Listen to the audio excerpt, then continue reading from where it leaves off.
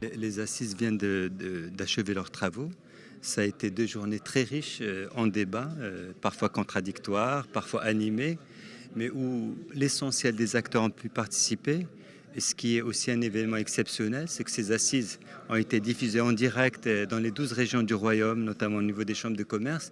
Et nous avons eu à de multiples reprises des interventions d'un certain nombre de concitoyens, de responsables venant de Dakhla, de Oujda, d'Agadir. Et c'était aussi un beau moment de partage. Et le fait d'associer toutes les forces vives, tous ceux qui sont concernés par la fiscalité ont été associés. Et donc ça a été quelque chose d'important.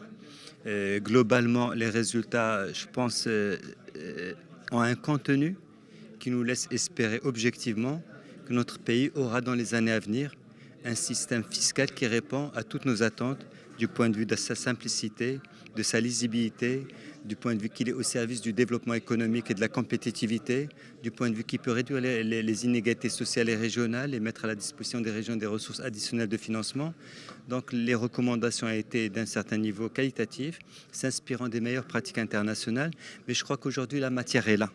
Nous avons la matière pour construire un système fiscal aux meilleures normes internationales. Sur la nouveauté, c'est que par rapport aux 2 autres assises, il n'y avait pas de loi cadre à l'arrivée. Là, c'est une nouveauté.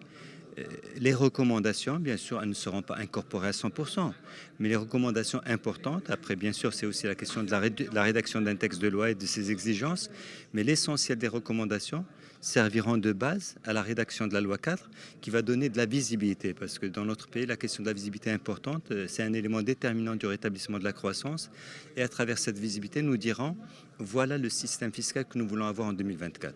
Et voilà le cheminement pour y arriver. Si nous voulons être à un tel taux de l'IS en 2024, ben ça voudrait dire chaque année. Et donc l'essentiel du débat se joue maintenant. Pas uniquement à l'occasion des différentes lois de finances en fonction des alliances ou tout. C'est aujourd'hui que nous allons fixer la vision du système fiscal que nous souhaitons pour notre pays et le chemin pour y arriver. Et je vous remercie.